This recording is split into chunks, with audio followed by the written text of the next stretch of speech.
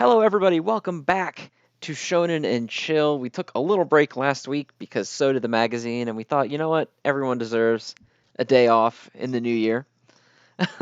So we're here with episode 13. By we, of course, I mean myself and Oceans, as always. Ah, yeah, glad to be back.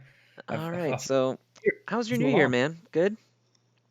Very snowy. We got like a huge snowstorm here now for the first time in over 10 years. So, Really? Interesting. mm, We have a 50% chance of snow next week, but it's going to end up being way too cold, I'm pretty sure, or way too warm for it to stick, I'm pretty sure, by the time it gets there. So, I don't think no. we're going to get much snow this year. I made a snowman this year for the first time in my adult life.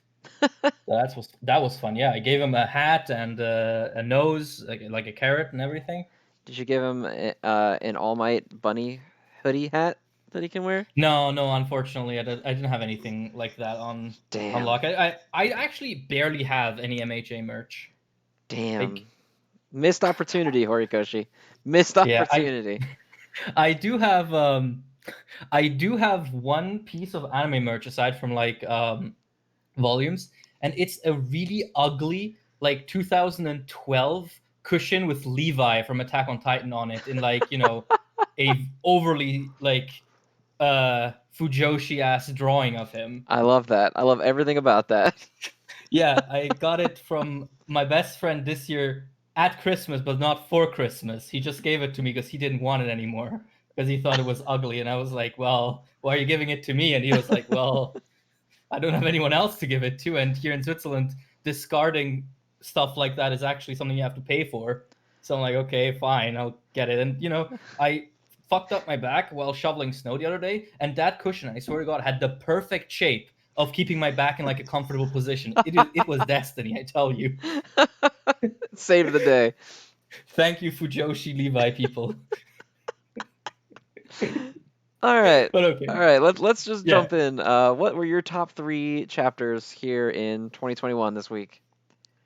Um, my number one was actually a tie between Jujutsu Kaisen and My Hero Academia because I genuinely just cannot choose. Okay. They were both great. My number two would have to be Mashle, Okay. and my number three would have to be Undead Unluck. Okay. What about you? My number 1 was Jujutsu Kaisen. Shocker. My number Mm-hmm. 2 was Mashle, which I think might be the first time it's made it into my top 3. I don't remember. It might Mm-hmm. be. Either way, this week was awesome. And my number 3 is My Hero Academia. All right. What do we start? Like it's all Uh, over the place. yeah, that was a wild one. Let's for the top 3s. Let's go ahead and start with Mashle. Then we'll Mm-hmm. segue into My Hero, and then we'll do Jujutsu Kaisen, and then we can touch on Undead Unluck and some other stuff at the end. Mm-hmm. Yeah, sounds good. All right, Mashle. They can summon gods now, and it's the coolest shit. It's the coolest thing. Huge Zanpakuto from Bleach vibes from it. Mm-hmm. They said Yeah. only triple liners can do it, so I guess that means we're going to start seeing more of them here soon. Mm-hmm. Just because it seems weird to introduce a power that you never touch again. Um, That's true, so but we'll also see how that Mashle is a goes. weird show. Well, that's true. Mashle is also a weird one. And they Mm-hmm. also kind of introduced the concept of like black magic being used Mm-hmm. finally, like not as a I don't know, just evil magic, which I guess people Mm-hmm. don't normally have. And I like the way they're doing it because they had Mash in the beginning as like so OP that he just like bodied everybody and he didn't have to care. And so now we're Mm-hmm. getting other characters that are equally overpowered, and now he doesn't feel overpowered anymore. So it feels like when we start getting into some fights in these newer arcs, they're going to be like straight up battle shonen fights. Like he might not have any magic, but he's not going to one shot somebody into the sun in one Mm-hmm. hit anymore either. You know?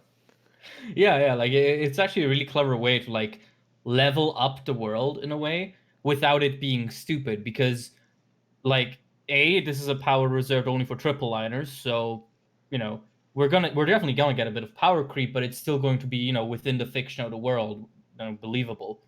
And B, it's a different kind of power than what Mashle has because Mashle obviously has no power; he's just really buff. So this is like I guess a way for like the Magic Society to live up to Mash. which is really ironic considering like the plot and everything. Yeah, Right. that is super cool. Like also the visual of the wand literally like transforming into like the weapon of the god they're summoning is that's just some good shit. Like some good rawness and swag.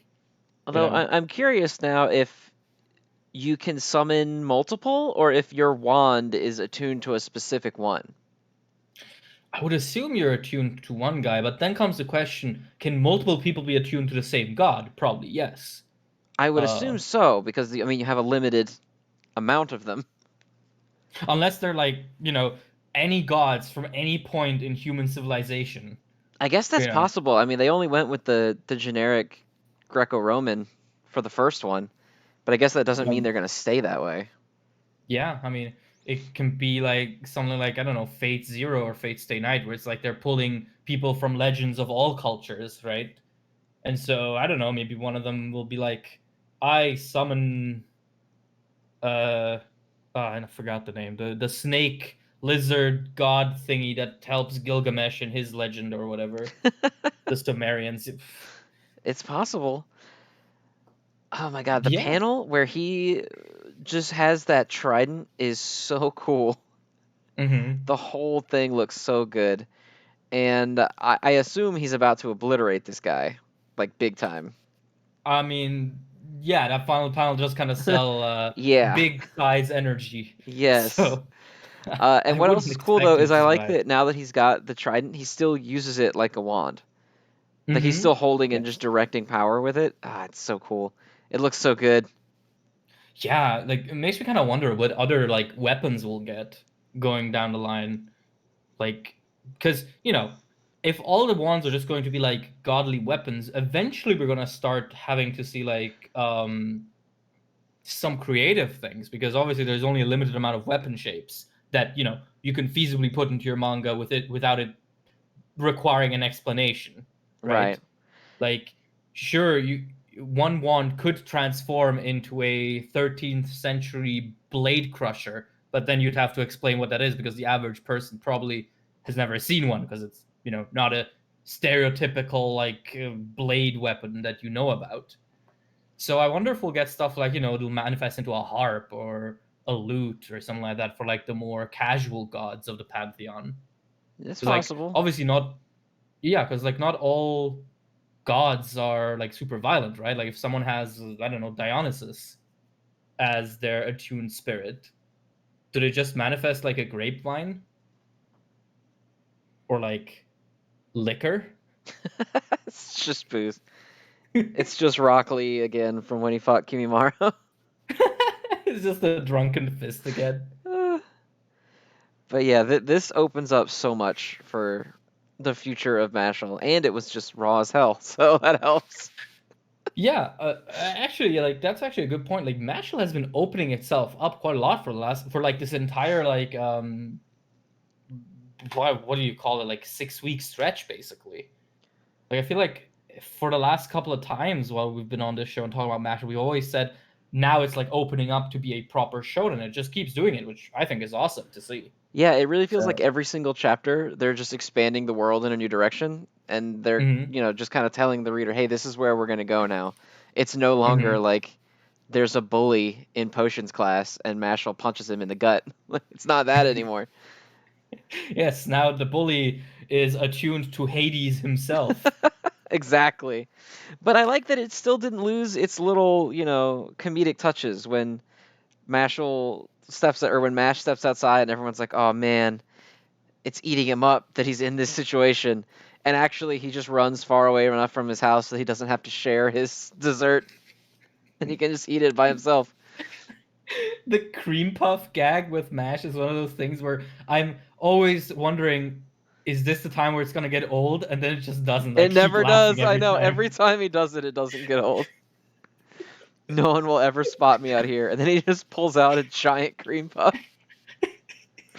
Maybe it's also just because of the idea of like cream puff, like the word already is inherently funny. And So that's it's such like just a weird dessert. Like it's not a cookie or a cake or something. It's like just a generic dessert. It's like Mhm. just off the cup enough to be funny. Yeah. I wonder what it is in Japanese because I wonder if it's like a Japanese traditional dish that is just translated as cream puff so us filthy Westerners understand what it is, or if it's like actually, meant to just be the generic cream puff I think it's just a. I mean, it thing. sure looks like a cream puff. I don't know if there isn't one, but they picked a good translation because it looks identical to one. You don't think they're gonna translate it as jelly donuts? No, no, no rice ball jelly donuts. God, that reminds me of the one where the the edit from Four Kids where I think it's a rice ball rolling down a hill and they just put a JPEG of a sandwich over it. And it just Four catches the Kids was sandwich. Four Kids was wild. Like Four every Kids time, was insane. yeah, every time I see something about them, I can't believe that they aired that.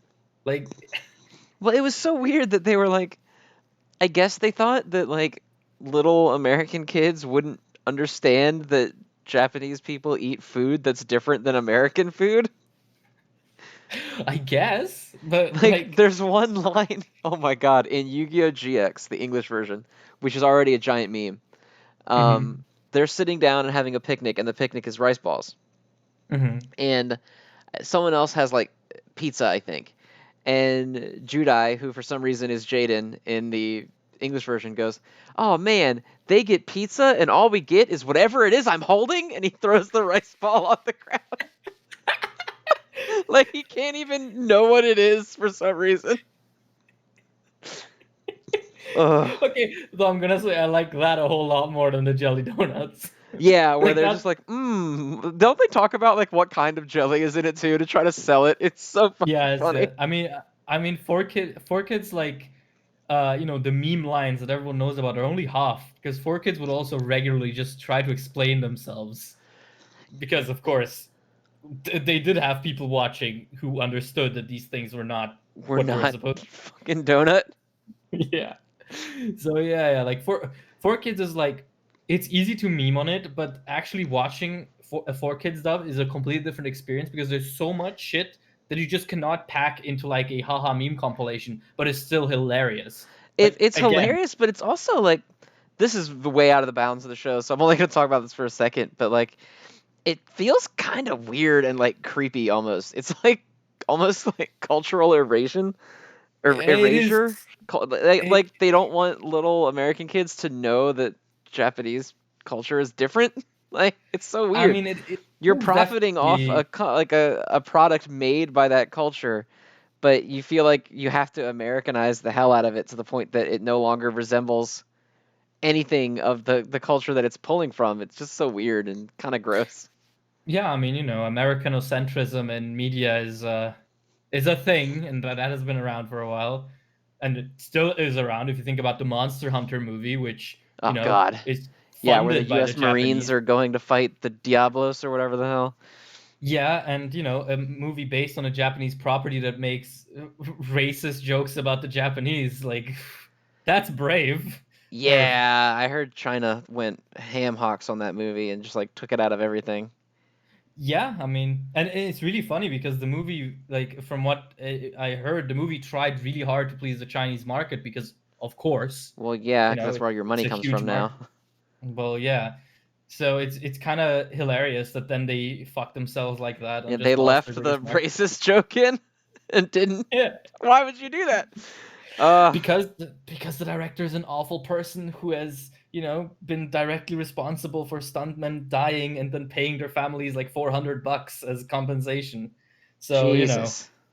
yeah, like that guy is Paul W. Anderson is a rabbit hole, and it gets worse the more you find out about like his practices and how he makes movies.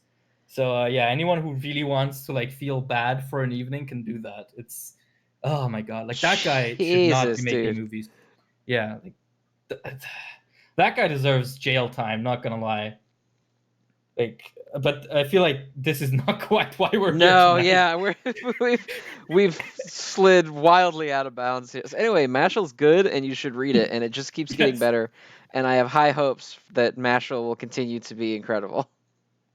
Same. I really, really hope we get an anime at some point because it just feels right for an anime. Oh, I 100% agree. Yeah, it feels perfect for an anime. It's got like an easy, lighthearted beginning, it starts getting really quality stuff for an anime Yeah. adaptation. So Honestly, hopefully we get like that soon. this is like chapter 40 something, right? 46 to be exact. 46, yeah. So the anime could actually if it did a full season, it could feasibly end here, like at this fight with the Music transformation. boy. Yeah, Yeah. yeah. And I'm assuming Mashle is gonna come in. So like if he does, that'd be an even better season ender. But Yeah, I assume that's why they had him run away, is so that he could stumble upon the fight. That's what it looked like to me. that's true. Yeah, So yeah, we'll yeah. see where it goes. Even if they don't do it soon, like if there's 2 seasons worth of material, like before chapter 100, they definitely, I feel like, could have a solid amount of Yeah. material for an anime put together. Yeah, it seems like the average point in time for an anime to like get announced and like properly put into motion seems to be like around 10 between 10 and 14 volumes. Makes sense. That's so yeah, like it was like that for MHA, it was like that for Black Clover, it was like that for Jujutsu Kaisen, so this kind of seems to be the norm for a successful jump manga. And I think Mashle is successful, but I'm not like I haven't checked I'm not the sale. Yeah, I don't keep up with the sales numbers as much as I should for someone whose content is shows like this. Yeah, I mean, at the end of the day, sales don't matter too much except when it's your favorite show doing really well. Basically. That's the only time. Yeah. I mean, have you seen Jujutsu Kaisen's boom I post have. anime? It's wild. It's fantastic. I'm so happy. I love I am. it's like the number 5th fastest selling ever by 15 volumes. It beat out like Naruto. It beat a bunch of Yep. big name stuff. Yep. It's crazy popular. I'm so happy about that. I'm almost okay with Mappa giving us the good Jujutsu Kaisen adaptation and shafting Attack on Titan. Like, I am always okay with that, even though I technically have to read Attack on Titan now. well, why? Because I held a poll and I said I'll read one series that you guys vote for, and everybody Like, you have to voted for read One it? Piece. Okay. But then Nanogenics came in with 5 minutes left in the poll and said, "Hey, everybody vote Attack on Titan," and so Attack on Titan Oh won. God. Well, oh, poor you. You're gonna have a good time. Probably. We'll see. I like Attack on Titan. I tried it for a while and I couldn't get into it, but the same thing is true about One Piece, so not like it would be any better either way. Well, at least Attack on Titan has my cosign, which That's One true. Piece doesn't have. That's true. That's important. Yeah. Plus, Attack on Titan is only a ninth of the length of One Piece.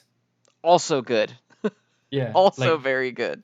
Attack on Titan is ending at chapter 139 or 140, depending on if he does a double chapter for the final chapter. So whatever happens, you're not wasting too much of your time. Excellent. That's good news. I thought it was longer than that. No, it's ending in April, and it'll end presumably at 140, so you'll be good. Perfect. You do need to remember though that that's a monthly series, so all chapters are longer. But, yeah. Okay, that makes sense. Yeah. Okay, let's go ahead and swap gears. We're swapping. Let's go ahead and swap gears to My Hero Academia. That one ranked number 2 by the law of averages this week. Yeah. Go ahead, My Hero man. Mr. My Hero. Mr. Academia. First name, My Hero.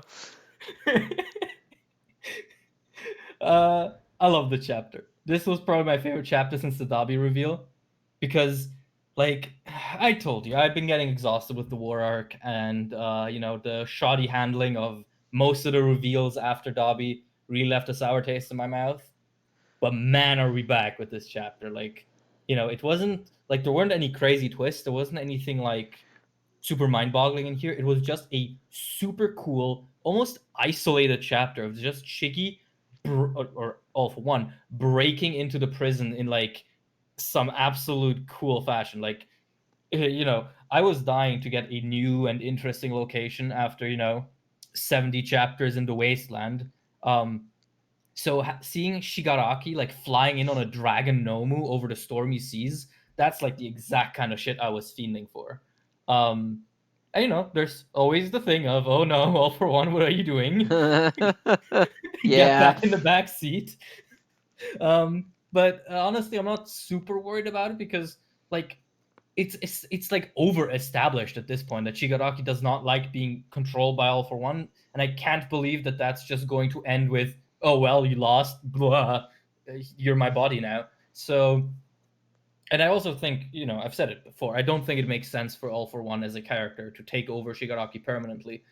Like at this point, my like educated guess would be that All for One wants a sort of like secondary tendril for himself, like a sort of supreme general that can do all the hard work, whereas he controls the world from the shadows. Because again, a lot of what he's done to Shiggy makes no sense if the end point is just I want to like absorb you and use your body and shit. So yeah, I'm not too worried, to be honest. Which will make the eventual potential disappointment even worse, but we'll get there. That's that's for next episode, Shonen and Chill. That's very true. I also enjoyed it. I thought it was good. It was a little wordy in places. I was like, all right, I don't care about all this stuff. Like that first page is brutal. That's like my least favorite page I've ever seen, maybe of anything. That's akin to the Hunter x Hunter all white page. But Okay, as at soon least you as get a the cool drawing of the prison, though. yeah, but So look you at know. that. Look at the text on the background. It's the first time in the Shonen Jump app I've ever had to zoom all the way in and then scroll the page to read everything on it. Yeah, it is definitely like an eyeful. But Yeah, I do think it's better than with something like Hunter x Hunter because honestly, you don't need to read that first page in full because all it's giving you is the prison is big, it's strong, and it houses more people than just the prisoners. Which you, I suppose you can then decide whether or not that's worse or better than the Hunter x Hunter text dump, which is mandatory that's to true. understand the story. So, but yeah, you do go on.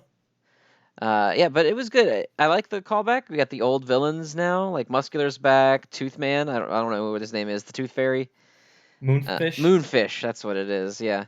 Overhaul is here with no fucking arms, just flapping around. Uh, it's cool stuff. I like that it ends with Shigaraki staring down the actual body of Mhm. All for One. Still kind of hoping that the end result is he's just like, hey, fuck you, buddy. Mhm. Um, but I don't know. I feel like they're not just gonna randomly kill him off after all this stuff. So we'll see what his usefulness is to the plot from this point forward. I don't like him as a character. Like I think that he should have gone away when All Might went away, in my opinion. Yeah, I feel okay. The thing with All for One is I like him as like a world building tool. I like him as like the backdrop of this is how society got to the point where it is, and shit was fucked for a while, and he was the reason it was fucked. Like I like that aspect of him. But I don't like his character because there is no character to like, right? He's literally just evil for shits and giggles, which is fun and is an interesting contrast to like All Might, who's very much just good for the shits and giggles, right? Right. He has very little actual tangible motivation. That's on purpose, right? It's the old era of heroism and villainy where reasons were very simple and things were very simple. The delineation between villain and hero was straightforward, yada yada yada, all that jazz. But we're very much past that, and I do think All for One just feels superfluous at this point. So I am definitely thinking what's going to happen is Shigaraki is either going to resume control and kill All for One, or he's going to resume control and not directly obey him. What with All for One trying to still steer him into his obedience.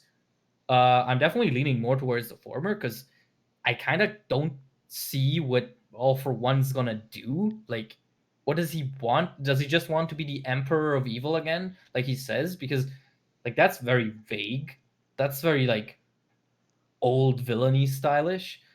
So yeah, I really hope that he gets dusted one of these days. I kind of feel he has to because this confrontation seems to be built up so much that there needs to be something of consequence to come of it. It can't just end with, "Oh, I'm glad you're here. Oh, thank you, master." Then they walk off and build an evil fortress.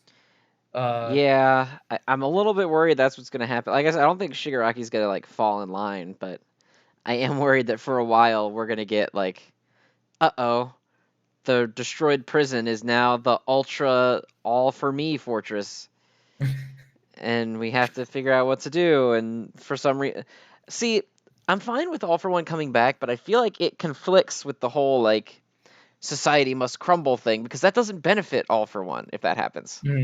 Yeah, exactly. He needs there to be some level of order for him to keep manipulating and profiting and all that stuff. And Shigaraki's goal of fuck everything and tear it all down actually goes against. I don't know. I don't know. I Yeah. feel like we need to come to a head with these bad guys at some point here soon, and we need to know who the bad guy is going to be. Yeah. Yeah, precisely, because like I already am not super happy with the fact that All for One keeps meddling with things, because like he made such a big point about how he has matured Shigaraki to the point where, oh, now he can be his own villain. But that kind of doesn't matter anymore, right? Because he's just taking control again. So I do hope that that comes back up, and that he really is trying to control Shigaraki more from the background, and that Shigaraki does rebel against that. Like you mentioned the fortress, like I don't technically have a problem with them refurbishing Tartarus as a fortress for themselves. I just really want it to be Shiggy's fortress and not All for One's. Right. Like I just I just want the stupid faceless boomer to just die. Like Yeah, he's he's just just like he feels very outdated and out of place in yeah. a world where he doesn't feel that relevant. Yeah, which I'm like, him feeling out of place again might be on purpose, but at this point he has served that purpose, right? Now he just genuinely feels like a lost character who doesn't know where to go anymore. Yeah, he And was tied so heavily into All Might, and I don't feel anything like seeing Deku fight him would not excite me or interest me in any mhm. way. I wouldn't be like, he's gonna get revenge for his team. Like, I don't know. There's nothing there. There's nothing there. Yeah, I So mean, the only really way that you could have Deku need to fight him is just because he's a bad guy. Whereas these other yeah. characters, it feels a lot more personal. Like, even though Deku and Shigaraki don't really have that much history together, it feels so much more like, I don't know. I don't know if deep is the right word, but it feels like there's a lot more tension there because they're both the successors of these old ideals, but they're taking these ideals in different directions. Mhm. Because All Might was like the guy. Like, oh, his whole thing was, Mhm. I'm the guy. I'm gonna don't worry about shit because I'm here and I'm the guy. And turns out that doesn't work so great when there's not a guy anymore, and Mhm. everything sucks Yeah. now. Um, and then you create this unrealistic expectation for Endeavor, who is not able to handle it at all. Um, Mhm. and then you kind of had the same thing with Shigaraki, where like Shigaraki doesn't want to be the manipulator mob boss in the shadows, getting rich off of quirks or whatever. He has his own ideals, and he was kind of taking it in his own way. And now it feels like All for One is just here to gum all that shit up and be like, sorry, boomers vote, so we have more power in the government right now than millennials. So you have to wait till we all die, then you can start making the world better. Oh, that's doubly awful, because doesn't he have like an unaging quirk, so he's technically immortal? Yeah, so But he's gonna like, have to get dusted at some point. yeah, My like man's gonna have to get decayed. I kind of don't see it going any other way, because again, All for One is not a character. He is not really needed anymore for the plot. And he the thing is that All for One, as he is right now, the only thing he can do is he can make the story less interesting. Because one thing that I've always said I hate about like MHA fan theories is when they say shit like, oh, All for One orchestrated everything. He gave Shigaraki his decaying quirk. He took Deku's original quirk and shit like that. Like, that's not interesting. That is dumb, because one of the coolest things about MHA is that unfairness that is inherent to the quirk world.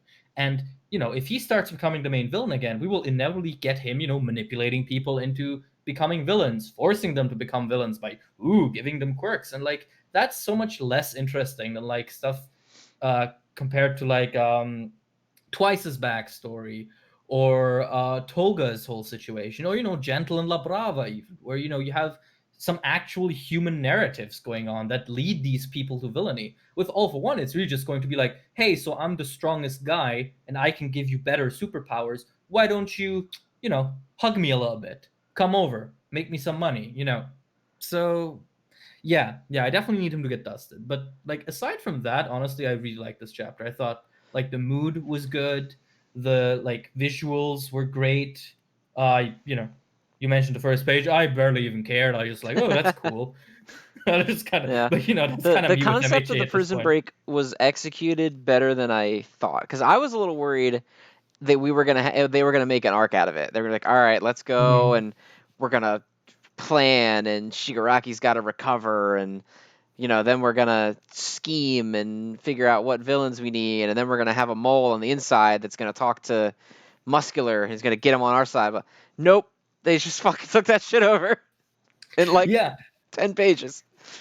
yeah, and I also like how they do it because the only way they manage to actually break it into the prison is by the fact that All for One in Shigaraki's brain and All for One in the prison are somehow connected. Like they seem to be aware of each other's presence to the point where they can coordinate an attack. Because like the only way they get the prison to shut down is by using two EMP blasts, one from the outside and one from the inside. And I like that because it's like it makes their like break-in believable without making the prison look incompetent. Because this is Right. literally something you couldn't have planned. Because like, why would you plan for two users of using the same quirk from the inside and outside, and specifically a quirk that's designed to break the prison? So yeah, I really like that. This kind of feels like that highway chase chapter at the end of Overhaul, where it's just like this isolated, cool incident that's just so removed from what we've gotten so far that it just feels like a breath of fresh air. In Overhaul, we spent like a year down in Overhaul's little dungeon, and then the next chapter we're like, oh, Grand Theft Auto, I guess, and it feels cool. And it's the same here. It's just like a quick, breezy, chaotic like scramble with like I was surprised to see like the prison guards and robots to shoot like live ammunition, like Yeah, for some the reason big ass Gundams that they had in there ready yeah, to throw hands. yeah, like who was it, the translator Caleb, who said, yeah, it seems that those are the same robots that UA uses for their tests, but with live ammunition in this case. It's like, interesting. So UA uses like resources from the military complex. Nice. And it's like, I don't know, for some reason anytime someone pulls out a real actual gun in shonen, it's just so funny to me. It's just not something you it, expect. it was the funniest time ever for me was when in the training arc with the cats, when the bad guy just pulls out a pistol and starts shooting people. That shit was so funny to me. Not because Yeah, like it was cool because a lot of people had always wondered like, oh well, would guns matter in a world like this? It turns out yes they do, but it was mm. just so fucking funny after all these like my superpower. Dude's superpower was a revolver. It was so fucking funny. I know he He had just other pull powers, out. but it was still funny as hell that he was Yeah, like, yeah, my power is poison gas and also a gat. Like, ah. yeah, that was really funny, especially because like that guy is a high schooler, and he just pulls out a fucking strap He's just on the. strapped. He just keeps that thing on him at all times. He's just geared out. In case someone wants his lunch money, He's had and they enough have, of getting pushed around. and if they happen to have like a quirk that makes them immune to poison gas, It's what are the chances it also makes them immune to bullets? oh god. But yeah, Uh, no, it was a good chapter. I agree that it feels like the highway chase a little bit. Just in that mhm, like we sat in this one spot and we got kind of exposited on a lot in both good and bad ways in mhm, the last in the whole last arc, because the war, there was a lot of little stuff like the hero saying that he gives up, like that was still such a good moment, and um them just kind of trying their best, like the Uraraka covered in other people's blood and sweat and stuff was like, mhm, damn, that was raw. But then we got a lot of stuff that was just like villain and hero expositing at each other and screaming into the void about heroism versus society and Joker shit and stuff. And I mhm, like when we can have an exciting and like action heavy chapter like this that doesn't feel like the rest of that stuff. It's just a complete, mhm. okay, congratulations, you made it through the exposition. You sat through Shigaraki's 14 speeches about why society sucks. You're rewarded now with this awesome, like, Batman prison break shit going on right now. Mm-hmm. Yeah, and like I do think we're gonna get a couple more chapters in this prison, like because the way the prison is situated, they are kind of far from the exit, so I could imagine that we're getting like at least a little bit, but I wouldn't put it past like 5 chapters max, because there isn't much to be done in this prison for sure. Like everyone's out, like maybe we'll get a chapter next week of whatever happening between All for One and Shigaraki, for better or for worse. And then, maybe in the same chapter, in the chapter after that, we get like them rallying the other villains or like trying to rebuild their force, and then they're probably out of there. Like, especially because now they have Kurogiri back. Right. So So they don't have to worry about flying people out of there. Exactly. Uh, Also, interestingly enough, out of all the villains we get to see before the break-in happens, Kurogiri and Stain are the only ones that we don't get to see break out, which leads me to believe they're going to have a role next. Because it's like the typical thing, like, you show the characters doing things, and you show them again, but some of them you don't show, and that's because they're going to get their big moments later. Right. So I'm assuming, Kurogiri is definitely going to have to be relevant because he's the gate. And then I could imagine Stain doing something again for the first time in 5 years. Like it's weird to think about MHA in the terms of time, because then you realize this shit's been going on for longer, for like the better half of a decade. Like, yeah, God, it really has been. Yeah, 297 chapters. It sure has been. Yeah, Stain was last relevant in 2015.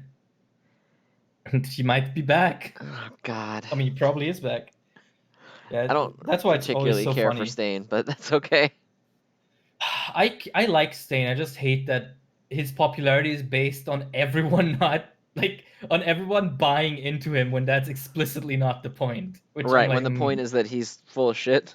yeah, like the point is he's a dumb, wrong tween who thinks the solution to society's problems is just murking a couple of people. And like this entire show makes it a point that he's wrong, but no, everyone's like, "Oh my god, Stain's so cool. He should have been the main villain. So Oh my deep. god." He understands the world. And it's like, It's like no. It's like, congrats. He's 22 and he understands that the world is fucked because of social injustices that are systematic to our systems. Yeah, congrats. You're an average 20-year-old. Yeah, you figured it out, but then also his solution is I'm just gonna kill like a couple heroes that aren't very good at their jobs anyway. Like, Yeah, Stain is so frustrating because I like his inclusion in the story. I really do. It's just that every time people talk to me about him, it's like, oh my god, like please think about this for a second. Which sounds really arrogant, I'm sorry, but it really does grind my gears because it's like such a fake deep takeaway from him if all you get out of him is he was right because society is wrong. And it's like, okay, I don't have time to unpack that. yeah, it's just such like a layered problem, and the story makes an important point to tell you that like Stain's solution is not layered, and he doesn't have really a plan. He's just kind of lashing out. Yeah. And yeah, so it is frustrating to see people being like, "Oh, he got it right," but I guess it happens in the lore too. So I suppose, yeah. I mean, Horikoshi writing on the fabric of reality, 11 out of 10 author. I knew it. Now he only needs to write Uraraka's character arc and we're good. oh no, oh no. I have said it. All I right. have Speaking of summoned the them. fabric of reality, Uh-huh. let's shift to Jujutsu Kaisen because holy shit, what the fuck's going on? Looks like the Shibuya arc isn't over. No, first of all, I thought I would be bothered by that, but it's like every single time the arc gets extended, it's with the hypest shit on the planet, so it's okay. Yeah. So Choso now fully believes that Yuji is his brother, to the point that his technique registers Yuji. I don't know why. That's fucking insane. He fully believes that they are blood brothers. Um, he fights uh, Urume a little bit, fights Geto a little bit. Panda's there, and he's like, "So you guys aren't really brothers, right?" And Yuji says no, and then Panda points out that it's the same thing as Toto. So I guess we were kind of Mm. right that like people noticed it with Toto, and they were just like, "He's just a fucking weird guy. He's always weird, Mm-hmm. so it's whatever." But it's Mm. interesting that they're putting it together, so we might finally get some answers on what he's doing here soon. Yeah, because I think this is actually the first time that it's brought up in universe that this is weird. Because I don't think they ever actually mention it with Toto. As you said, they They kind of just don't. roll It's with it. usually the narrator says that it's weird, Mm-hmm. or Chozo said earlier that like, what the fuck's going on? Mm-hmm. But that's the no outside character has observed it happen and talk about it until now. Mm-hmm. Yeah, which leads me to believe we are close to getting at least some answers because it feels like now this has been so like made obvious and made clear that there's something going on that it kind of can't get around mentioning it, or at least like starting to talk about it, because yeah, it's kind of crazy. It's such a huge fucked up ability that Yuji seems to have, and it just has not been like even brushed upon vocally until now, which is an interesting thing that Gege is doing. I really like it. It feels very mysterious and cool. Yeah, So Jujutsu yeah. Kaisen has always been very good about keeping its mysteries going. There's Mm-hmm. every time we Yeah. get an answer, there's more and more of them. Yeah, for We sure. finally see Uraume fight. She's real strong. Holy shit, she's Mm-hmm. super strong. Mm-hmm. So we know that she has ice abilities. She also has reversed cursed energy because she heals her hand wound Mm-hmm. from when Choso attacks her. And then the big reveal here at the end is that finally the other special grade sorcerer has arrived, which is Yuki Tsukumo is Mm-hmm. here. She is not affiliated with the school, so this is not necessarily a rescue. Mm-hmm. I assume that it is, given just the way that they frame the final page with her Mm-hmm. little like cyber dragon or whatever the hell is flying behind her, saving Mm-hmm. everybody. And obviously she's Toto's teacher, so she's at least partially affiliated, or his mentor, I guess. Mm-hmm. At least partially affiliated with it. Um, Yeah. there's a lot going on, real fast. Yeah, and I am super surprised that we're getting Yuki. I did not think she was going to be the one to show up here. Like, I suppose it makes sense because she does seem to have an interest in like um atypical curse energy phenomena, which Maga Ghetto absolutely is. Right. Plus, she had an interest in Ghetto before he got brainiacked. So I suppose it makes sense. It's just something I was not expecting. My money was, as you know, on Utah. Yeah, Um, I think most people's was probably on Utah at this point.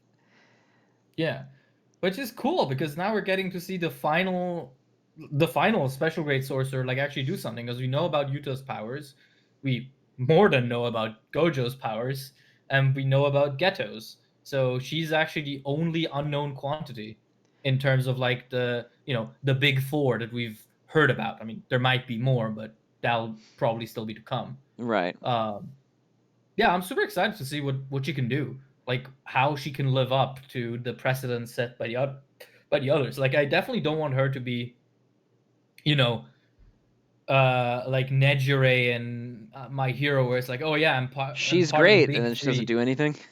Yeah, like I'm part of the big three, and I will get a whole big 3 seconds of screen time. Well, I mean, it seems like, assuming she is on their team, she's the only one that can fight right now. That's true.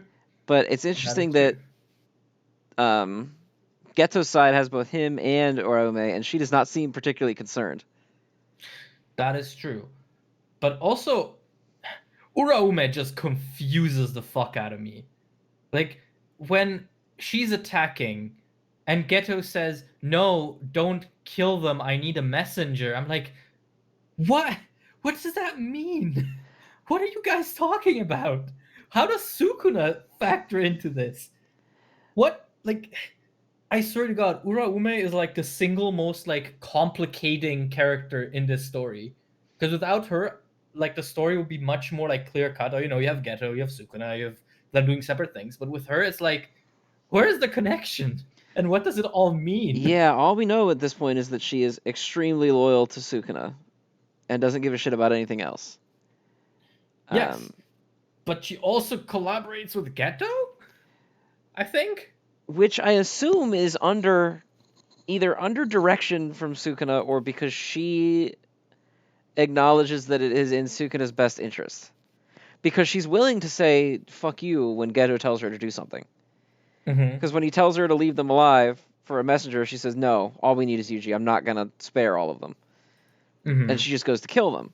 So it's not like she takes full direct orders from Geto, at least not in a complete subservient sense.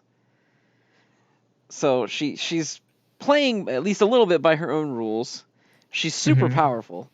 Her ice technique is crazy strong. Plus, with reverse energy, someone pointed out that that's probably not the only technique that she has. Mm-hmm. Because assuming that if her technique is about lowering temperature, if she reverses it, I assume it would be about increasing the temperatures. So you're saying she has Todoroki's quirk. It seems that way. At But least that's cool. unless they make her technique something different than just the generation of ice. Like if she's doing something funky that makes ice, it could be different. Todoro- But it sure seems like it's ice and fire right now. Yeah, because also, well, for one, there's also the fact that Sukuna seems to be able to access a fire ability, uh, with his, you know, infamous open whatever, uh, incantation. So it is interesting if she does have fire abilities, how that may factor into Sukuna having fire abilities because they are obviously affiliated. And also, like, I do want to see more characters invert their curse technique with reverse curse technique because that is honestly one of the coolest aspects of Gojo's powers to me. You know, the reversal from blue to red. Mm-hmm. So if we can get another character doing that, I'd be very happy. And Uraume actually looks like a perfect candidate because out of all the characters we've seen, she seems to be the most proficient at reverse curse energy. Like, if she's a human, she's definitely the best one at it because we've never actually seen Shoko use reverse curse energy. We've only heard about it. Yeah, we've only heard secondhand about her healing people. Yeah, and Gojo just uses it all the time on his brain, but he probably couldn't regenerate that quickly and that like casually. Like when he discovers it, he has to like, you know, be on the brink of death and focus all his like enlightenment onto it. Whereas Uroma is literally just like, oh yeah, let me just quickly heal my hand. Oop, there it is. Right. So yeah, I'm definitely interested to see what she has to offer. Like we're getting some crazy shit here that I didn't expect to see in this arc still. I was certain Geto was just going to leave Yuji alone and after like a bit of gloating And and just that the walk arc would be off. over. Yeah. Yeah. And there's another technique that we're about to get revealed soon, and that is Udahime. Oh. We don't know. I racked my brain, and I don't recall her ever doing anything other than throwing a teacup at Gojo. That is true. Um, That is true. but there's a specific point where they're fighting, and it says that we have to buy time until Udahime is ready. So she's Oh, prepping okay. something. I guess it might not necessarily be her technique, but she's about to enter as well. That's true. That's true. So Like, I don't know if we're at the point where it's literally next week is just going to be Yuki and Udahime versus Urame and Geto, or if it's going to be something different. But it seems like they still have a plan to recover the prison realm. Like they haven't given up yet. that's true. Yeah, that is true. I almost forgot that that was what the arc was about. Yeah, Like, right? It doesn't feel like it anymore, does it? yeah, but I'm kind of hoping they don't get the prison realm back because I do want Gojo to be gone from the story for a while. Even though I love him and he's my husband, I do I need think that him. the ending we might be looking at is they do get it back, but they can't get it open. Yeah, that's also true. I think that might be where we are, because if we end the plot with the big bad has Gojo, just that's what it is, it kind of puts us in a situation where there's really no way for him to come back before the climax. Unless Yeah. Geto keeps exposing where Gojo is just for shits and giggles to be a dick. But if they recover the cube and there's nobody understands how to get him out of it, then we're kind of at any second. We could have a Toto-esque moment where Gojo's like, "Yeah, I'm out of the cube now." Yeah, and I mean, to be completely fair, like the fact that Geto is fighting to keep the prison realm on his person and not just, being like, here, have it, you can't open it anyway, leads me to believe that there must be a way to opening it that the Jujutsu Society could feasibly attain, because otherwise Geto wouldn't care about keeping the prison realm, right? If it's Right, just fundamentally unopenable, then he could save himself the trouble and just be like, here, have it, ha. You can use it as like a paperweight. right. Is like, And I mean, yeah, well, like, plus if if they didn't think there was any way to get him out, I guess they wouldn't be literally people dying so hard trying to get it back. Also, if true, but if do it they was know that immediately it's hopeless. yeah, but do they know that it's specifically the prison realm artifact that is has imprisoned Yes, him? because in Okay. the start of this chapter, they specifically say, remember when they first come into Ghetto, they say, "Oh, where's the prison realm? Ghetto must have it." Oh, And then okay, in okay. this So they chapter, are Panda informed. says, "No matter what, we need to recover the prison realm." Right, So right. they Okay. do know that is specifically what it is. Okay, in that case, But yeah. that doesn't necessarily mean that they have a solution to it right now. Just that it's better to have it with them than it is to have Gojo completely disconnected for the remainder of whatever's going on. Yeah, yeah. I mean, it's just crossed my mind for like, I don't know if there's a correlation, but you know who we haven't heard about in an awfully long time? Master Tengen. That's true. The last time we heard about him outside of the flashback that was about him, I think it predated the flashback. Yeah, Wasn't it in exactly. the exchange arc? I think so because all he ever does, like all he ever comes up as is like, the hive mind that protects Jujutsu Society from being discovered. But like it almost feels too big of a deal to not come up again, right? Well, because Like they mention in the exchange arc, I think they bring him up and Geto says, "Oh, don't worry about it. He doesn't fight. He mhm. does his own thing." And that again seems weird to bring up if he's not going to be relevant again. And I know that the flashback arc later was about him, but very passively. He doesn't Mhm. make an appearance still. It's just Mhm. sort of about, the ritual to keep him going. Um, but I guess I don't know how he would necessarily fit in either at this point. I don't know, like an ancient hive mind super powerful jutsu sorcerer plus a, special artifact designed to keep Gojo, trapped. I'm kind of wondering if Tengen will factor in how they get him out, especially since Tengen seems to be specifically good at barrier techniques, That's since true. that's like its whole That's deal. his whole thing. So like I don't know, it just like crossed my mind while I was like, racking my brain for ways, for Gojo's plotline to go, and I was like, hey, wait a minute, we haven't heard about Tengen for like a year. That's odd. So here's something that I literally just thought up while we were talking about Tengen. Mm-hmm. Do you think there's a chance that they get the cube back and the quote unquote higher ups are like, just don't fucking worry about it? As in like they just don't want to open Just it. leave him in it. Uh that's possible actually. I Because mean, think about it from a bureaucracy point of view, right? Like, mm-hmm. they know for a fact that Geto is still there doing shit. But Geto hasn't really done anything to them yet. The ones that have done everything to them that they've been so worried about are Jogo, Hanami, Mahito, etc., who are all dead. Mm-hmm. I I don't think it's impossible that, I mean, I know the mission is to recover him, but I don't think it's impossible that if they do and they say, "Oh, well, all the curses are dead." So, don't worry about it. It's more beneficial to our shitty, corrupt bureaucracy to keep him away from us. That's a possibility. Although, I mean, they do kind of make a big deal out of the fact that his existence kind of keeps strong curses from emerging. So he is kind of the nuke of Jujutsu Society, right? He's like a big deterrent. Right. So it could be that they would still want him, but I mean, this is a possibility, that's for sure.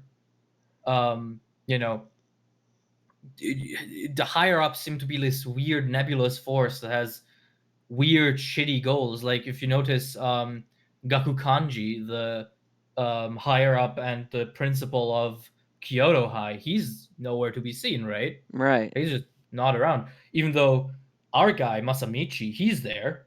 He's on the front. Well, he's not on the front lines. He's supporting He's in the Shoko in city, the, though. yeah. He's supporting Shoko in the medical tent. So, like, it is definitely odd, and there is always still the thing Toto didn't want to tell Yuji yet. So, Well, yeah, I also, wonder the where that's Kyoto going. students didn't all get immediately dispatched either. Toto went ahead of them. Yes, that's also true. They did all show up eventually, but not right away. Toto showed up early, and Ghost Mekamaru almost said that he didn't even want them to go because he thought Hmm. they would die. I don't Yeah, know. that's There's a lot of shit going on, man. there is so much shit going on. Like the other day, I thought about the fact that you know how there was like this big fan theory where Yuji's grandpa's last words: "Make sure you're surrounded by people when you die, that they might be a curse placed Right. upon him." Yeah, isn't it interesting that then Yuji has a phenomenon happen to him that draws people into his life that then might be there for when he dies. Yeah, the only thing about that theory is I don't know how it's possible Gojo could not be aware of it with his eyes. That's also true, but you know, Because he's I able to do. put together what happened between Yuta and Rika pretty quickly.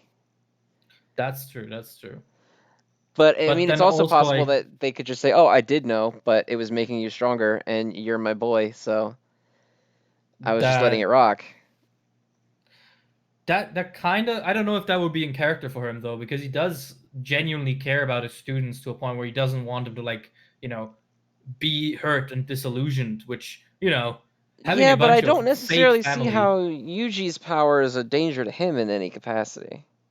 not a danger to him, but like an emotional burden to him in the long run for sure, right? Because he's gonna keep having these people like sacrifice themselves for him, like all the way without him really knowing why. And at least with Choso, it seems like he is getting freaked out by it, right? Like he seems very sort of what the fuck about it. Well, I don't another know. thing that I don't get is why, when Yuji tells them that they're wrong, they don't like even consider it. They're just Yeah, immediately it's like, like "Shut up, idiot! Of course you're yeah, my it's like brother." unflinching loyalty. Like even in the eye of reality. It's I think we said last time it's really scary. Like it's really terrifying as an ability. Although I assume that Choso is not going to die here. So what Hmm. happens? Does he go back with them? I mean, he's already clarified that he doesn't consider himself an ally to their team, just to Yuji. Does he Hmm. hang around? Does he just fuck off on his own? I don't feel like he's going to die. Yeah, I don't. I definitely don't think he's gonna die. It will feel weird. Um, yeah, I just assume we're gonna hear more about this because they're definitely gonna have to investigate it at this point. Because now Yuji has a whole ass curse or half curse. Thinking they're brothers. Like that has to come up again. And yeah, I really do wonder what it might be. But I also don't I kind of don't know if I don't think Gojo would know about it.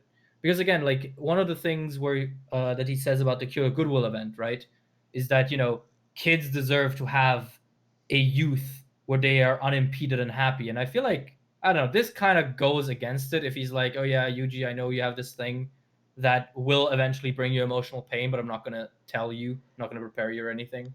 I don't Right. know if that is like very Gojo esque. Yeah, it's just weird to me that Yuji could have something like that in a place with the most powerful sorcerer in the world, and he would just not be aware of it.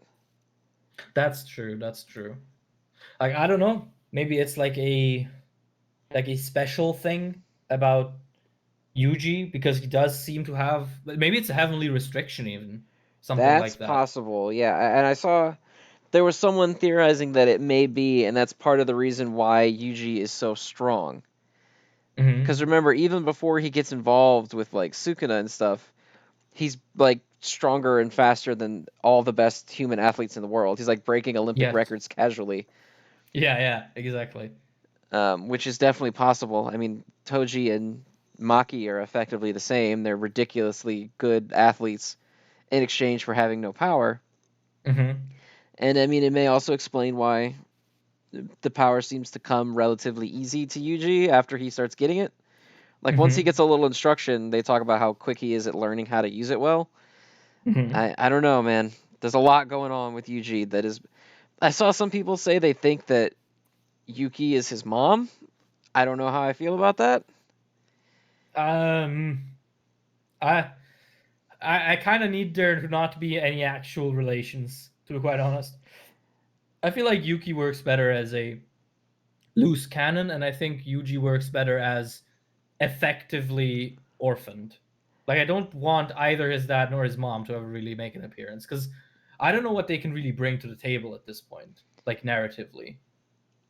Also, it would be just kind of weird. Like Yuki is just this random character we've seen once before coming in, and then later it's gonna be like, oh yeah, I'm your mom. It's like, okay, Yeah, I don't know. sure. I don't think I particularly like that theory either. Hmm. The only thing I like about it is that someone pointed out that with her being Toto's teacher, it would theoretically make them semi brothers. That's Um, cute. yeah, That is cute. but from a narrative sense, I feel like his parents need to just be either question marks or explanations later on, more so than Hmm. actual characters. Yeah, yeah. Um, I don't because I assume with him saying he does have some memories of his dad, that will at least at some point come up. Yeah, that does seem suspicious, doesn't it? It just seems a little bit why say it unless it's just Hmm. like I guess it could have just been some flavor dialogue, you know. He doesn't remember his mom, but he kind of remembers his dad, and that's just a character aspect of him. And now we move on, I guess, but it seems unlikely that that's the case. Yeah, I mean, in anime, anything related to family tends to not be just flavor text because familial relationships in anime, or especially in shonen anime, tend to be relatively important. So yeah, I mean, I assume we're at least gonna hear about his parents at some point.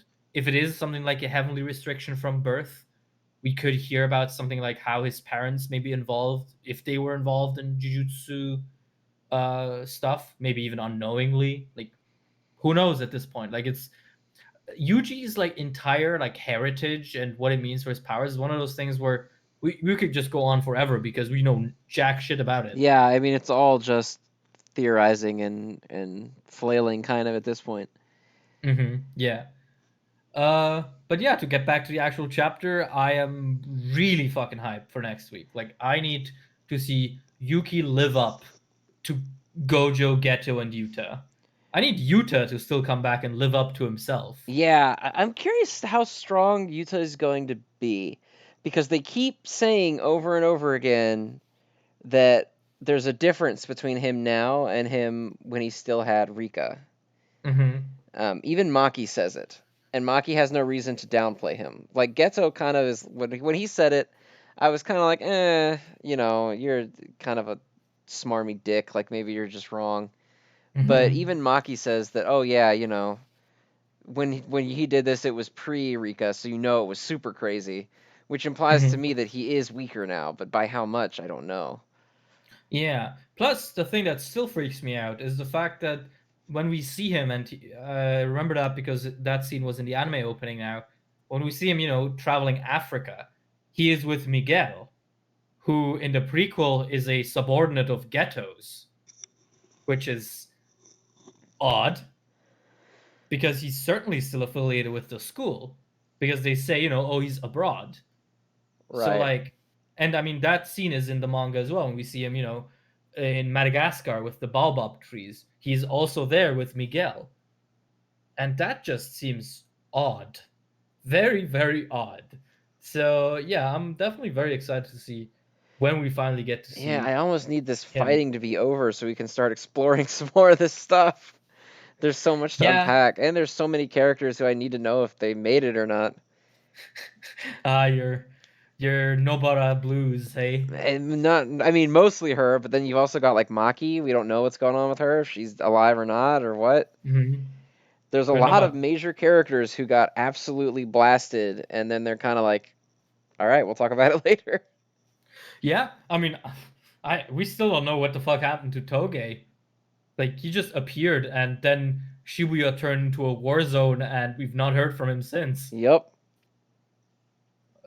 But yeah, so excited to see what happens. I do hope the arc doesn't go on for much, much longer. Like, I definitely need this to be the final Yeah, thing I that don't I happens don't this really arc. see how you can go too much further than Yuki unless Gojo Yeah, just busts out of the goddamn cube on his own. Like what else where else can you go? Now yeah, Yuta's gonna exactly. show up and have a couple chapter scuffle with him, and then Geto's gonna take his own body back and have a mental scuffle with Maga Geto, and like bringing in the only unknown special grade sorcerer, I feel like you can't accelerate too much faster than this now. Like Yeah, it's yeah, gotta for be sure. winding down. Unless, all those clickbait YouTubers are correct and this is the final arc of the series. Oh, for God's sake. We know it's not the final arc of the series. Ah, man, that's I've seen so many people like theorizing about how long it's going to be, and I'm like, dude, just let it rock. Don't stress yourself Yeah, out with this. yeah, exactly.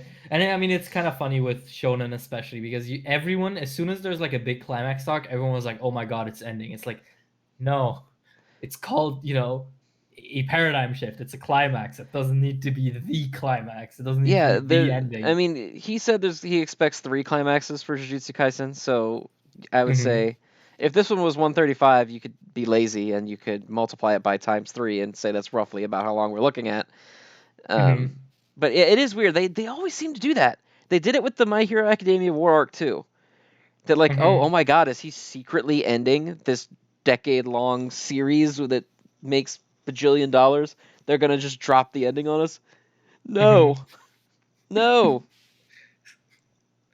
Yeah, like the hard pill to swallow is that like successful manga, when they're successful, they don't really end until there's really nowhere else to go, and some of them don't even end then.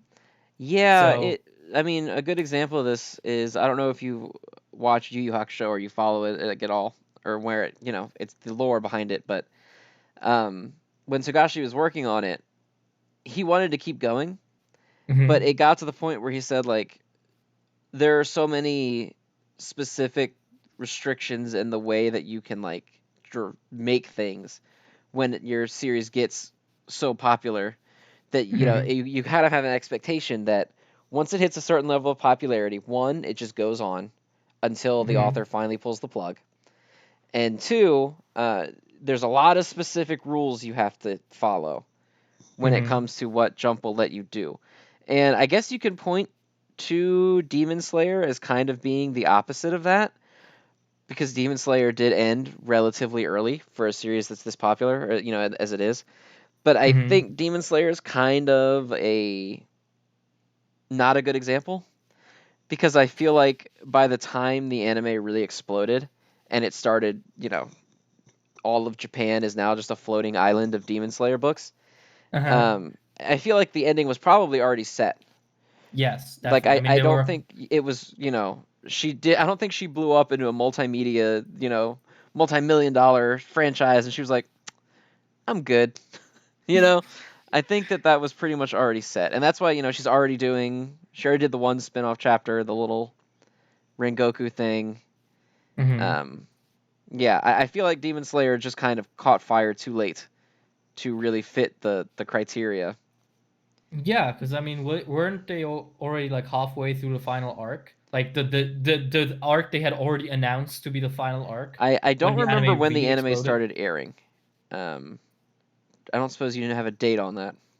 No, no. I mean, even if I had, I wouldn't know at what point the final arc got announced, but I thought that's how it lined up. Well, I remember for a while that there was a lot of theory that it was going to be the final arc before it was announced officially, because it was just, how do you go past Muzan, because he's your main villain. You know, Mm-hmm. like, he's your big bad. You can't really extend the story too much beyond him. They did eventually announce it, and I think it was maybe roughly the same time. But Mm-hmm. yeah, it just seems like that it caught fire too late to blow up into something that big. Whereas Yeah, I mean, Jujutsu Kaisen does not fit that at all. yeah, like oh god, like God help us if like Demon Slayer would have blown up at a time where it still could have like expanded into a One Piece esque escapade. Like, Yeah, wasn't it Horikoshi that said that, like, originally his script for My Hero was not as big? oh, originally, his original script for My Hero ended actually exactly where we are right now at 30 volumes. Okay.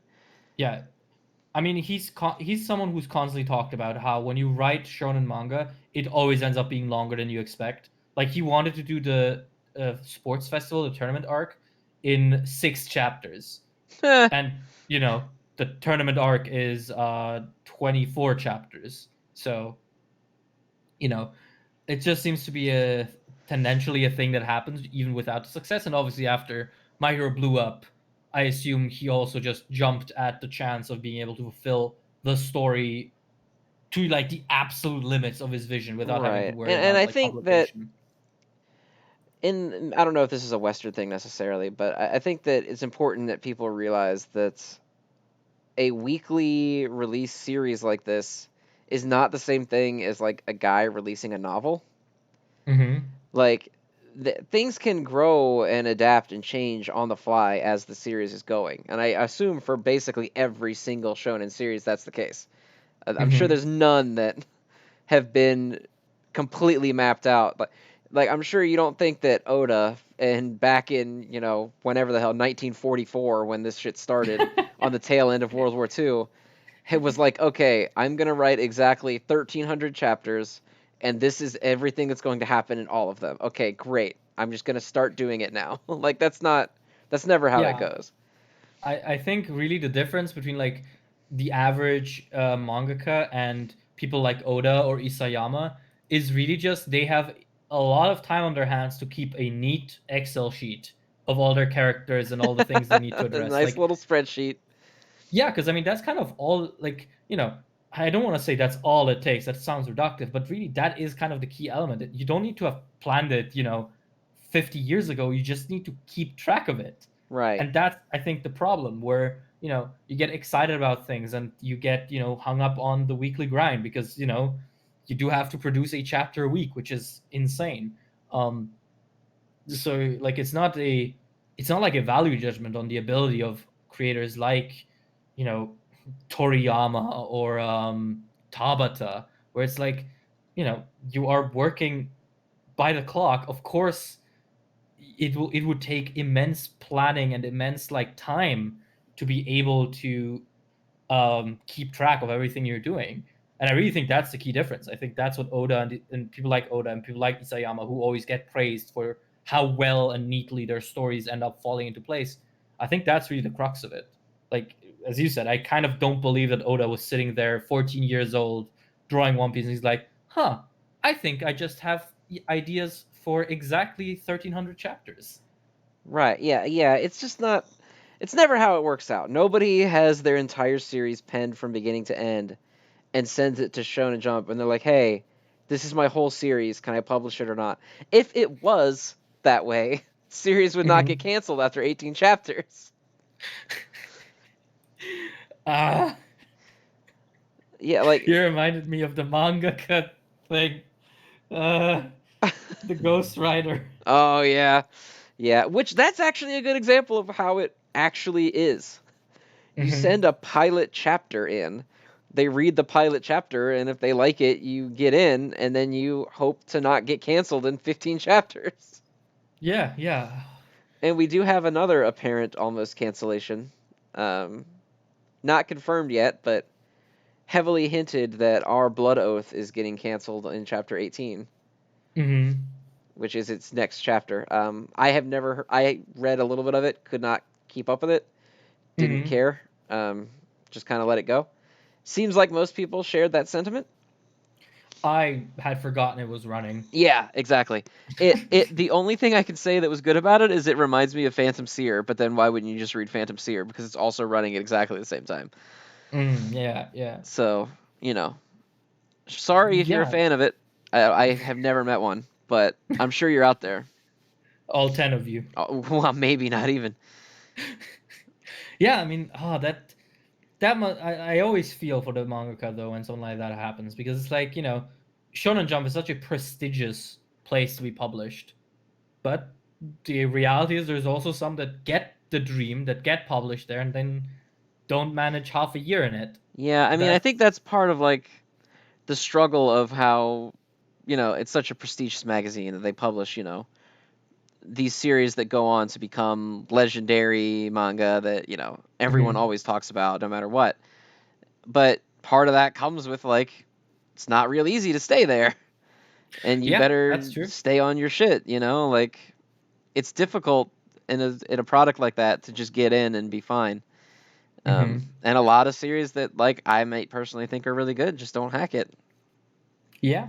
And I mean, it's also one of those things where it has gotten more difficult over the years just because of the new management that seems to be very, very passionate about canceling shows and getting new ones greenlit.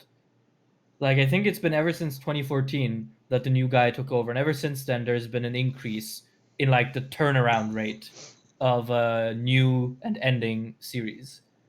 So yeah, I mean, I suppose it's just the unfortunate reality of a magazine with market competition. Yeah, I So mean, the business is the business. it all And comes down to fucking capitalism again. goddamn capitalism canceled Time Paradox Ghost Rider. Son of a bitch. Once again, manga's been ruined by capitalism. I can't believe this. God I damn it. can I cannot believe. You see, this is how politics actually is ruining manga and anime. Not by including, women and people of color, but by creating ideologies that make artists work overtime only to not get published To properly. still That get screwed over by publishing, yeah. Yeah, that is why I want them to keep the politics out of my anime. I want the capitalism to leave it alone. Yeah, for the love of God, just let my series thrive. Stop it, capitalism. We need government support for Time Paradox Ghost Rider. I need a government bailout of Time Paradox Ghost Rider. I mean, honestly, at this point, like, the Japanese government could fund Shonen Jump, because Shonen Jump funds the That's Japanese true. government back at this That point. is an actual fact at this point. Yeah, I mean, fuck. Shonen Jump created Demon Slayer, and Demon Slayer literally got them through the pandemic Yeah, Demon economically. So Slayer. I think if you go to the Japanese city hall and you go to like wherever the Japanese prime minister sits, it's just a volume of Demon Slayer now. Just honorary Prime Minister of yeah, Japan, honorary prime Tanjiro. minister. It's just a volume of Demon Slayer sitting there. You know how in like religious Europe, everyone had to have a Bible on their nightstand. In Japan, it's just Volume One of Demon Slayer. You have to have at least one volume of Demon Slayer in your house. Yeah. Although I mean, Jujutsu Kaisen is looking to at least be doing numbers that are quite impressive for like a Shonen Jump property. It's en route to overtake My Hero in less than a year at this point, which is crazy because My Hero has been going for double the amount of time. Yeah, And it's over 20 million now, isn't it? yeah, it's over 20 million. Crazy for And the amount of more time. importantly, that's a stifled number because shops had to start limiting how many one person could buy to just one per person because God people were damn. overbuying them. Yeah, which is something that had not happened since Demon Slayer, since like the first big boom that it had. So yeah, JJK is definitely on its way, and I'm very happy about this happening to a series I care for once. Yeah, Because I mean, Demon Slayer, like, I don't dislike it, but I've always just been kind of baffled by it. Like, what the hell? Where's this coming from? Um, and every time I say that, I always get people who are like snarky, like, "Oh, you hater can't fathom anything being good." And I'm like, I just specifically in the case of this one thing, I don't get it. Not that it's yeah, like bad, it's just I don't understand what made it the greatest thing ever. yeah, Um, like something, you can accept that something is good, but you can still be incredulous at the fact that at the proposition that it might be economy saving good. yeah, like there's a difference between liking something and thinking it's good and it literally like salvaging a national GDP. Yeah, like it's insane. And honestly, see Jujutsu Kaisen's success is kind of making me think that the Japanese just really love themselves some like demon hunting. Yeah, I think that they do. I kind of think that's at least partially it. They just Yeah. really like demons and curses and shit getting fucked up. Yeah, they like demon hunting and they like it when things are like excessively Japanese. Because of course, Demon Slayer is very Japanese. Oh yeah, Demon Slayer is Jujutsu, like, whew. Jujutsu Kaisen is drenched in Buddhism and in Japanese culture, so yeah. And then there's One Piece, which just has none of the features we've mentioned. But is the great? Yeah, I don't know. One Piece is the outlier, One always. Piece, I don't get One Piece. I like. We'll talk about it more, I'm sure, in the special episode. But Yeah, yeah. We'll save our One Piece discussion for the special episode because, yeah, whew. for sure. Speaking of, do we want to wrap it up Yeah, let's go ahead or? and we'll roll into a little bit of closing because Mhm. we're probably hitting to be about that time. Anything stand out for you with Undead Unluck that you wanted to talk about? I just think like the backstory for the manga kid really just kind of sold me on it again. Because for the last couple of weeks, I've been kind of like, it's fun, but I don't kind of get what's happening. And I gotta admit, I still don't completely get what's happening. Um, but the manga kid's backstory of like, getting this magic pen and kind of vanishing into inability to communicate with people when that's all he ever wanted, that's sweet. That's a like hashtag tragic backstory. But because like Undead Unluck hasn't abused them yet, like other shonen, I'm still like invested in them. Right. So yeah, that's like mostly the standout Can we thing. I just didn't stop care. cutting their fucking arms off, please? They got You're no arms getting left. getting tired. You feel like they should mix it up, lose a leg or two. Yeah, just stop dismembering this poor author. What did they do to deserve getting hacked to pieces like this? Yeah, it is kind of weird, but I mean, I suppose Undead Unluck has always, from the start, been very liberal with removing body parts. Yeah, I Because, mean, I guess is this just supposed to be like, oh, they can't make manga anymore because they have no fucking hands. they can't throw hands anymore. They're all out. Yeah, they literally cannot throw hands. Yeah. But yeah, like aside from that, as I said, I'm still not completely 100 on what we're doing with Undead Unluck. I definitely need to reread one of these days because it's so chaotic. Yeah, we're kind of at the point where it just feels like shit's happening. Yeah. And I'm like, okay, I acknowledge this is happening, but what is it happening toward? There were certainly some things happening in those manga panels. Oh boy. I wish I knew what it was. Yeah, But, like I don't know. And like the guy that almost killed her is back and it's like, fuck. What's going on? yeah, I don't know. Undead Unluck, I feel like it's kind of always had that problem for me, at least a little bit, hmm where like shit is happening and I'm just kind of sitting here like, oh my god, okay, hang on. Slow down. Let me, like, I don't know. I feel like I can't keep up with, maybe it's storytelling style. I don't know. I feel like I don't have this issue that often, but Undead Unluck, it just is like chaos every week. Yeah, for sure. Which is also kind of what keeps it from like the more prestigious spots on my top 10 usually. This week I just really resonated with the mangaka backstory, but like aside from that, I think what's really holding it back is it's kind of clumsy in how it communicates things. and I think it's on purpose, but that doesn't stop it from being disorienting. Yeah, I mean, like we said before, you can be bad on purpose and still be bad at it. Like, Exactly. Like if you're confusing on purpose, your the end effect is still that you've confused me. So, congrats, I guess. yeah, I mean, if that's what you wanted, if you wanted me to be confused, good, but I still don't know what's going on in your story, and I can't, like, I can't be Yeah. happy for it on that merit, you know what I mean? So, Yeah, like oh, yeah, you knocked me unconscious on purpose. Great. I'm unconscious now. I have no clue what's happening. yeah, exactly. But, But I okay, mean, aside from that, I'm good on Undead Unluck, unless you have anything else to say. no, that was about it. Otherwise, other good chapters this week. Dr. Stone, great. Phantom Seer, great. Manga-chan, pretty good. Um, Sakura family, great. The rest of the shit, don't read it. Nah, read whatever you like, but I have nothing tangible to say about those other chapters. They were whatever. Yeah, We did get I've one question oh, on what's that? the special episode last week, the compilation episode. Uh-huh. And they said, so have you guys used your time off effectively? And by that, I mean, has Oceans caught up in Dr. Stone and Phantom Seer yet?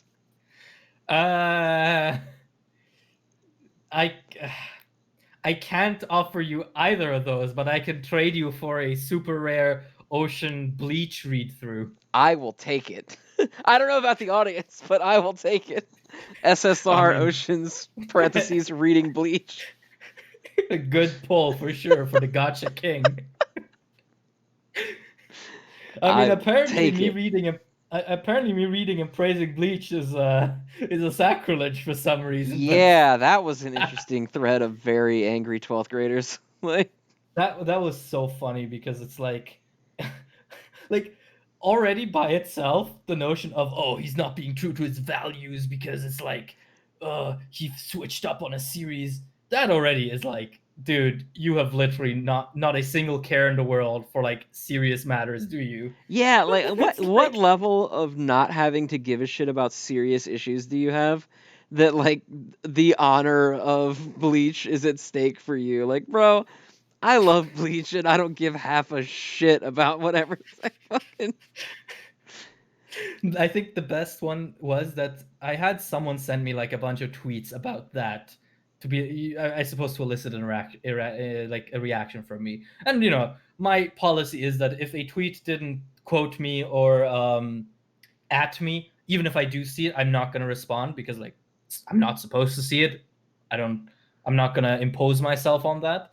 But there was one that was really funny because it was like the original tweet was, "Oh, I can't trust people who like betray their values, and who will say one thing but then do the other thing. It shows a weakness of character."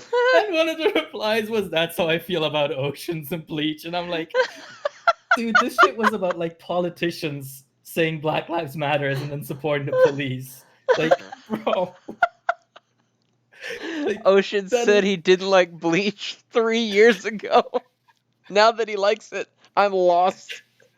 I'm adrift in the sea of doubt. it's so dumb. That's the other thing, right? Like, I had one guy like try and start shit as well. He was like, "Oh, it doesn't change the fact you switched up on it. Why did you slander it if you like it now?" And it's like, because it's funny to slander shit. Cause it's fucking And I was like, funny. Yeah, "Oh, like what a it's not that deep, dude. Like I have not read One Piece beyond like 300 chapters. And every time someone shows me a picture of One Piece, I'm like, that's fucking mid as hell. And I don't know if it actually is. yeah, like It's just at some point the thing is like one, you need to separate someone making fun of a series you like and making fun of you because those are two different things.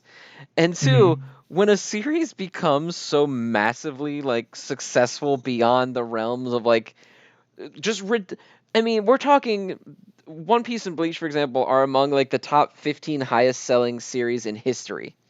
So like, mhm. I think it's okay if you tease them on the internet a little bit. Yeah, and it's like the other thing that takes me out is just that it was in 2018. I can't. First Like, of all, did he have those tweets like on deck?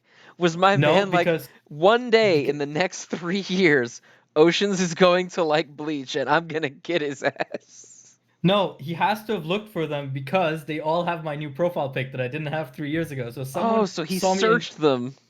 yeah, someone saw me enjoy Bleach and decided to like tweet search my account with the term Bleach, which is just also quite entertaining a thought. But also like 3 years, that's 900 days. Like I understand that for some people the idea of things changing in 3 years is, maybe a bit weird, considering that most people that care about this shit probably, you know, have been the same sorry losers for the last 3 years and in middle school or whatever. Well, you'd think they'd But know how much can change in 3 years because in 3 years ago they were in fifth grade. 3 years ago they couldn't read. Yeah, well, And it's yeah, like, 3 years ago they were still carrying peanut butter and jelly sandwiches in a lunchbox. yeah, so it's like, okay, sure, buddy. Like I saw people like I actually got a couple of DMs where people like, hey, like I think it's really like shitty what people are talking about you, and uh like keep your head out. And like I thought that was really sweet, but like don't misunderstand. I'm not upset at this. This is Yeah, fucking hilarious. yeah. I mean, at some point it's so obvious and dumb that like you can't take it to heart. Like if you took all this kind of dumb shit to heart, you wouldn't be able to survive on the internet. Oh yeah, I mean, especially not as a content creator. No, You God, know, no. oh my god, like I love mentioning it. There's always that one channel that keeps making like debunked videos on my content. It's like I could decide to watch all of it and take it to heart, but I won't. But I'm absolutely never going to do that. Exactly. Yeah, like, that's why it's important to drown out the internet sometimes, especially if you do have a following, which, nowadays on Twitter and on even on YouTube, it's relatively easy to get to a sizable following to the point where other people can have opinions on you without ever having met you, and for those opinions to become salient in the online sphere. And like that's a scary thought, and you need to be ready to deal with that. And I think a lot of people aren't. Like, a lot of people dick around on Twitter, they make a couple of memes and they get to, 2,000, 3,000 followers in like a couple of years. And suddenly there's people they've never interacted with who have formed concrete opinions on them that are probably very negative. And it's Yeah, like, how and do you it's deal not with just that? that. It's not just having never interacted with them. There will be people that have these opinions of you that you've never seen before, and you didn't Mm-hmm. know that they felt that way. And you'll have found out that like for 5 years they have been thinking you're the worst human being on the planet. And it's Yeah. like that's just a reality of the internet, I guess. Yeah. Yeah. And I mean, it's one thing I always like mentioning because people never think about it, or I think people never think about it. It's like on the internet, if you are someone who has even a moderate following, you are exposed to more social interaction, more negative social interaction per day than like an average non-online person would have in a week, because there's just so much happening, so much being fired at you, and so many opinions about you forming and being discussed. You know, and I'm talking like this being, a very mid-sized channel. Like I'm not even at 100K yet. I'm definitely not an influencer, God forbid. Um, but even then, these are thoughts and considerations I feel I need to make, and that I feel I should encourage others to make at any level of engagement with the internet, because it's just not a space we are socially, like, biologically engineered to work with. Um, and it's just something you need to be aware of when you deal with the internet. So just, if there was a takeaway from this, just don't take things too hard too much. And when you realize that you are taking them too hard, which sometimes you just can't control it, to do the responsible thing and just drown them out. Just block whoever you need to block. Leave the spaces that you feel are stressing you out, because this is all just the internet. Like, it's not that serious. You know. Yeah, Um, that's a good way to put it. yeah, like, that's also why I haven't tried to make a big deal out of this, because I've seen it go on for like 2 days now, and it's like, oof, that's kind of rough. But like, I'm not gonna really do anything about that unless it starts getting into like real nasty shit. Like, if people start going after my IRLs who I interact with on Twitter and people could find, like, then I'm gonna have to like actually deal with this, because that's something that can happen. So it's always like this threaded line that you have to be aware of. But this Right. has nothing to do with shonen manga, so we kind of drifted off there. That's true. Any aspiring shonen manga content creators, though, keep those words in mind. Yes, definitely. And with that, I think we're good. So unless there's anything else you want to say to your loving fan base, I think we will wrap here Uh, today. Bleach is the best 2 out of 10 I've ever read, but it's also the worst 10 out of 10 I've ever read. Make of that what you will. I'm okay with that. We'll have to talk about that later.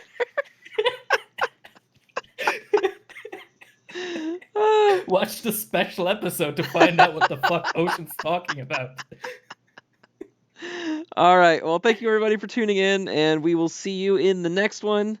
Keep reading manga. Yeah, stay safe. Bye-bye. Bye.